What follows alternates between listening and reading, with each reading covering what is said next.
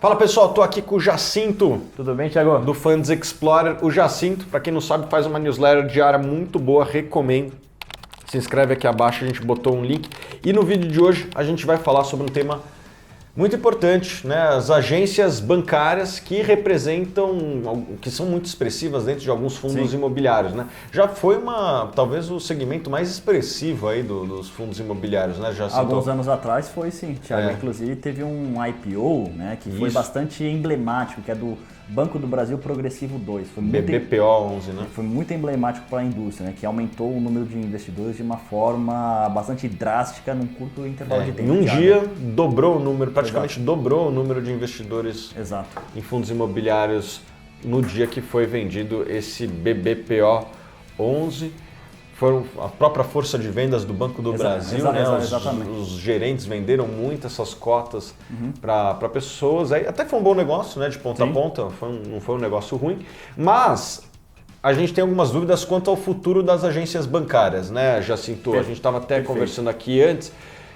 Como tem esses fundos, quais são? Bom, vamos lá. Quais são os fundos imobiliários de agência? Tem o do Banco do Brasil, BBPO 11. Você tem o SAAG, que é do Santander também. Você tem o BNFS 11, que é basicamente o fundo do Banrisul, né? E também você tinha o AGCX 11, que era da Caixa Econômica Federal, que foi transformado em um novo case pela Rio Bravo, que virou RBVA 11, que o foco deles agora, Thiago, é varejo independente. Tá, então temos aí agências do Banco do Brasil, da Caixa, do Banrisul e do Santander, certo? Exatamente.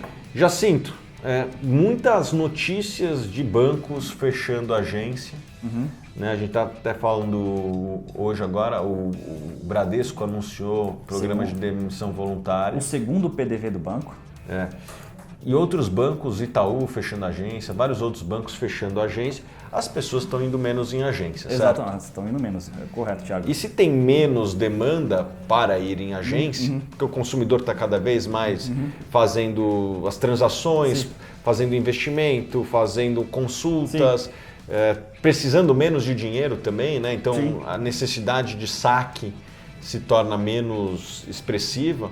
Então a demanda por serviços em agência se tornou menor. Não significa que caiu a demanda por serviços bancários, só mudou o canal. Exato, só mudou o consumidor está sendo cada vez mais bem servido nos apps, né, dos bancos, e como contrapartida usam menos as agências, que são um custo importante para os bancos. E os bancos já estão revendo essa estrutura de custo. Se puder cortar custo e não perder receita, acho que quase toda empresa vai fazer isso, certo? Exatamente, Thiago. Então, qual que é a sua visão aí para o futuro das agências bancárias? Assim, dentro dos fundos imobiliários, né, assim, eu traço, assim, Thiago, 3 cenários. Né? O primeiro deles é o seguinte: as agências, elas podem ser otimizadas. O que é isso, Thiago? Ao invés da agência, por exemplo, ter 1.000 metros quadrados, ela pode ter 1/3 desse tamanho, né? Afinal de contas, 1.000 metros quadrados é muito espaço, né? É muito custo. Então você diminui o custo, diminuindo o tamanho da agência, né? E o que faz com os outros 2/3 aí? Não, os outros 2/3 ele aluga para terceiros, né? Só que não vira mais uma agência bancária.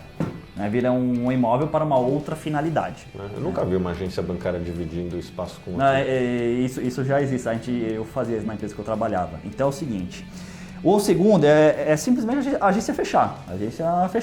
Né? E que isso já está acontecendo. E o terceiro é simplesmente... Rapidinho, se a agência fecha, a receita do fundo cai. Exato. Provavelmente vai ser o quê? Vendido? Vai ser alocado para outra finalidade? Alocado para outra finalidade, exatamente. Só que é o seguinte, isso já está fora do banco.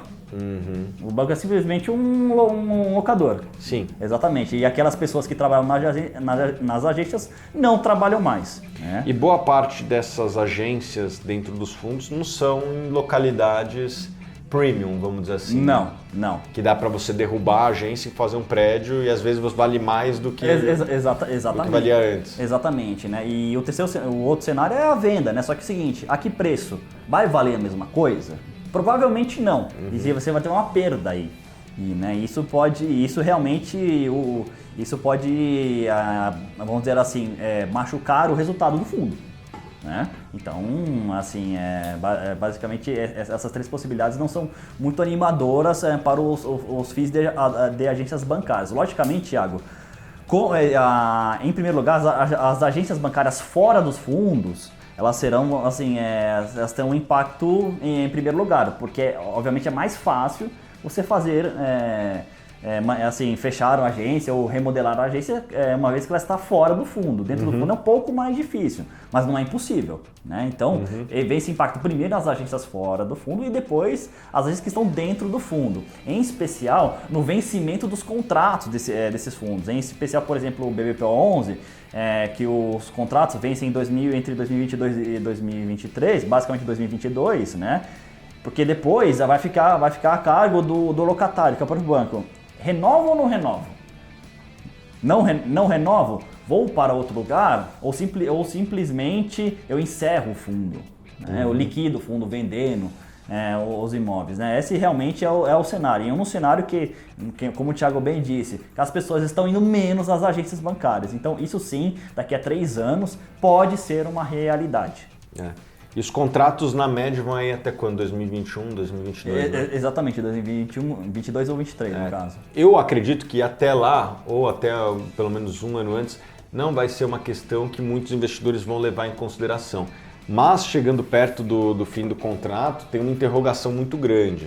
Né? Não é o tipo de ativo que eu gosto de entrar, que você tem o tempo contra você. Exato, você tem o tempo contra. Exato. Então eu gosto de empresas e fundos imobiliários que você tem o tempo a favor de você. Pelo contrário, exato. Né? Você vê um fundo como o ABC Plaza ou o Shopping Higienópolis, eles têm hoje uma operação melhor do que quando foram lançados. O tempo correu a favor do cotista até hoje, pelo menos até hoje. Né? Pelo menos até o momento, sim.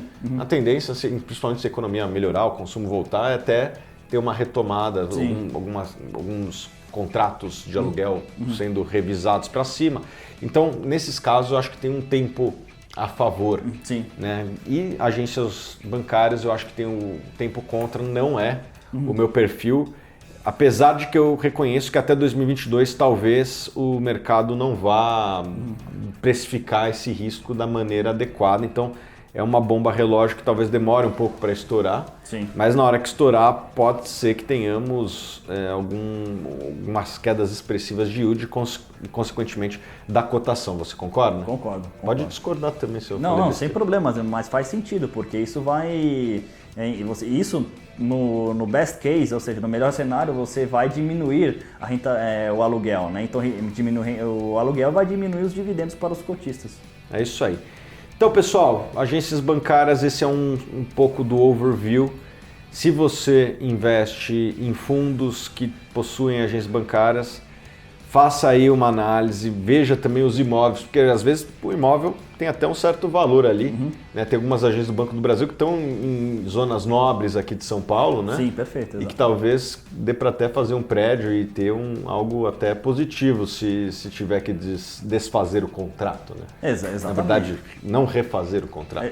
Exatamente, pode ter alguma utilidade. O fundo pode vender, ter um ganho de capital e ali fazer um outro empreendimento. Obviamente, se isso acontecer, se a agência for vendida, essa agência não será mais do fundo, né? O fundo, no entanto, pode diminuir de tamanho, Thiago, nesse caso. Mas aí vem um cheque bom aí para a venda do imóvel se for num preço bom, né? A gente já viu isso em outros fundos acontecer. Exatamente. Beleza, Jacinto, muito obrigado, pessoal. Obrigado, Thiago. Recomendo seguir a newsletter do Jacinto, tá o link aqui abaixo, tá? Se inscreve lá.